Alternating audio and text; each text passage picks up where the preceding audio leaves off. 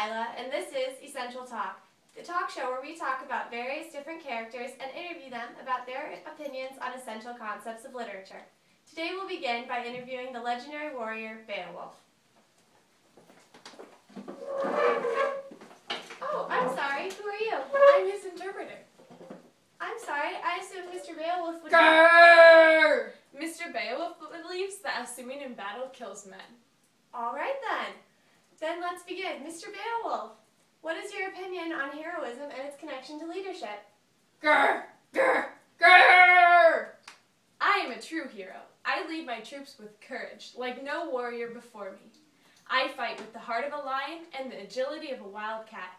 For my men, there is no price I would not pay. For honor, there is no sacrifice I would not make, and no act too dangerous as to force my surrender. My village depends on my strength, battle strategies, and knowledge of my many enemies. For them, I must never know fear. In my life, I have slaughtered thousands of warriors inferior to myself. I have rescued damsels and reunited families. That is what I was born to do, and what I have always done. For I have honor, and without honor, you are no hero. Wow, and what is your greatest victory? Without a doubt, I can answer that question with 4 small words: Grendel and his mother. The evil in those 2 creatures could not be compared to that of 1,000 traitors. Because of them, I am sure that evil is directly bred from evil. Yes, that is what Grendel taught me. A murderer of many, though few compared to his mother. That creature had strength and tactics I had never seen before. Only by first weakening him, with the loss of a limb, was I able to defeat him. This caused much vengeance to stir in his mother, and I'm ashamed to say I was afraid. After abandoning my fear and remembering my courage, I buried that beast's mother with her son, victorious once more. My village will never again know the havoc these beasts were able to wreak, or the heartache that they created. I am a true hero. Grrr! A truly inspiring statement, Mr. Beowulf. Thank you so much for joining us today. Coming up next, we'll interview the most dysfunctional Danish family you've ever met. Do you know who I'm talking about? I'm Literary Lila, and this is Gabby.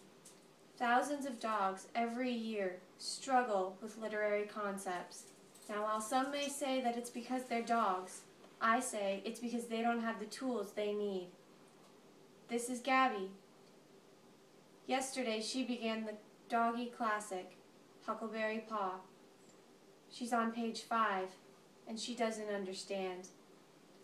But you can help dogs like this. Now, with our new program, for just $300 a month, you can help donate to the tools that these dogs need to understand proper literature. And if you call now, you'll be offered a VIP membership. You'll be allowed to donate $6,000 more per year to these sad dogs. So please, call our number and get a free t-shirt. 1-800-GIVE-US-YOUR-MONEY. Gabby wants you to call now. Now back to Essential Talk. Welcome back. Now these people next to me hardly need any introduction, but just in case, we have Queen Gertrude, King Claudius, and Hamlet. And these are Hamlet's parents as well. My father was the great King Hamlet, now the late King Hamlet. This is his replacement and brother, King Claudius. Oh, I'm so sorry. Well, I suppose we should begin with our concept then. Our concept today for these 3 dysfunctional Danes is their attitudes on life and death. Gertrude, why don't you start? Death will come to us all. Why deny it? Take my late husband, for example, sleeping peacefully in the castle's garden one moment, and then wandering the gardens of the great fathers. I see no point in fighting life or death when something as unjust as a slithering serpent may be the end of it. And what of Ophelia, young and innocent, only to be drowned by the icy river's current? Death hides in places we are afraid to look for a reason, so we will not expect it. Why should we allow it to fool us? Death is coming. It's only a matter of time. Gertrude, my queen, I'm appalled. You are a royal. With the lives we've been given, you should have every desire to deceive death. Though you are only royal by marriage as opposed to my royal blood, you must fight with all of your power to live. Do anything you must to gain power, because if you gain more power, it's possible to point death in the other direction. Frankly, I disagree with both of you. My opinion is neither depressing as my mother's, nor grim as the king's. Death, I do believe, is not to be feared, but to be avenged. After my father's untimely death, I have thought of nothing but of how to punish death for taking him so soon. I know now that it is not death I must punish, but the one who forced death's hand. When I find this murderer, I can assure you that my father will be avenged, in a most unpleasant manner, if possible. Awkward. Well, I must say, it's been so great having all of you on the show, but it's time to bring out our next guest. Please welcome Mr. Daru from The Guest, and Mrs. Smith and little Mark visiting from Kefir Boy. Mr. Daru from The Guest, as well as Mrs. Smith and little Mark from Kefir Boy. Now, I realize that there's a slight difference between the two stories that you guys are from. Am I right? Who's Daru? I am. Sorry, never heard of you. Anyway, I've brought you all together to discuss the concept of dreams being made true. Dreams? What do I know of those? Oh, I think you know more than you think, Daru. So why don't you start us off? As a former man of war, I should have no interest in my actions resulting in the fulfillment of anyone's dreams, but those of my commanding officers.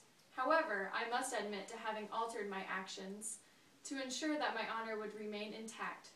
Take the time that I was assigned to deliver a strange prisoner, for example. I was ordered to contain him for the night before taking him into a nearby jail facility. I was given hardly any information about him, aside from the fact that he had murdered his own cousin. As the night went on, I came to see that this accused man was truly honest. Regardless of any opportunities to escape my home, he remained in custody. So, in the morning, after giving him adequate provisions, I gave him a choice and walked away. Whether giving him the option of freedom made any dream come true is not relevant to me at all. I simply did the honorable thing. I can understand your opinion, Mr. Daru, but mine is quite different. If I could make anyone's dreams come true, it would be for not one, but for all the colored people in our troubled nation. Those people are treated worse than swine and immediately deemed uneducated upon introduction. While it may be true that their schools do not follow the right curriculum, it's only because of the value of their cultures. If I could do it on my own, I would ensure that all children, no matter their skin color, a full and well-rounded education taught by someone with no biases. If this were done, the colored people of the world may be equally qualified for jobs as anyone else, and maybe, just maybe, could bring about equality in all aspects of their lives. That is my dream. Ever since I met Mrs. Smith, I knew I wanted to be smart so that she would like me. At home, I read everything I can get my hands on, but there are so few books in English. The ones that are in English are extremely easy and use only basic words, as Clyde, Mrs. Smith's son, so rudely pointed out to me. Clyde showed me books in his library I never could have dreamed of understanding. He showed me something called Shakespeare and scoffed at my confusion. It was on that day I vowed I would master the English language. Think about it. If I'm as smart as the white people, they won't look down on me anymore. Ever since I met Mrs. Smith, I've dreamed of being someone she and my family could really be proud of. That is so wise, Mark. I applaud you. Next, we'll bring out my last guest, Miss Primula, by any other name. Accompanying her will be Mr. Well, the boy from A Sunrise on the Veld. We never really learned his name, but we'll call him Buck Boy. And here we go, the final guests. Welcome, Primula and young man. Now, this is a topic that might be a little touchy for the both of you, but here on Essential Talk, we get the real deal no matter what. Now, what are some of your experiences with human motivations, both good and bad? Primula, why don't you begin? My parents always told me not to steal. They said that it was what desperate, sometimes criminal people did. I never thought I'd be a thief. But then I had to be. I just had to. Why? What did you steal? An education from my sister, Santha. She's so young, and I know she won't understand what's been taken from her for a long time. but I can't help but feel guilty. But I don't understand. Why would you steal something so important? Because I had no choice. All my life, I felt confident in my honor. Even though I'm young, I do know what that is. One day in class, my teacher tried forcing me to take the test away from the other Indians. She said it was because our people cheated. My parents had raised me to know what is right and what is wrong. And that was not right. No, it was not. But you still haven't told me what your sister has to do with all of this. Well, I just got so angry when my teacher said that I ran away. I ran all the way to Santha's classroom and grabbed her out of that English desk, and I took her home. I know that it was wrong, but I was just so angry. My only intention was to get Santha as far away from those narrow-minded teachers as I could. I never wanted her to feel that humiliation that I did. I only want her to know how smart she is. That's okay, isn't it? I believe that you had good sisterly motivations, so yes, I think it is. Young man, why do you look so sullen? The last time I saw you, you were so full of life. What happened? Life happened when you saw me before I was young. I saw you last week. True, but so much has changed since then. I once thought that I had the world in the palm of my hand, that I could do anything, be anyone, but now I don't even know who I am. What do you mean? What happened? I was in the veld one morning when I discovered a wounded buck. I watched as he suffered through his last moments, helpless against the carnivorous insects who were eating his soon-to-be rotten flesh. When it was over, I discovered his leg had been shattered by a bullet. I had my gun with me. Oh no, you don't think you killed him, do you? I can't know for sure. I never will, but I do know something. I am not in control. When I was young, I believed my actions had no consequences, and that my only purpose was to have fun, but not anymore. Now I'm positive of the outside forces that control us. I had no intention of killing another living creature, but somehow I know that I did. In the past month, I have run through that veld shooting aimlessly in the air at what I assumed was nothing. Obviously, it was something. I still don't understand how something could have changed you in such a short time. Because I get it now. Everything I do, no matter the good or bad reasons I do them for, I can't pretend that they don't matter.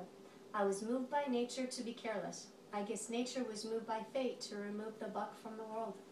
I can only hope that someday we'll all have that kind of attitude. Thank you both so much for joining me today, and thank all of you for watching. But tune in next week when we interview the 5 ladies from the Pearl. And a word of advice to my staff and to all attending audience members, leave your jewelry at home, because I am not standing with an irritable Japanese woman for 2 days waiting to get them back. Not again. Thank you.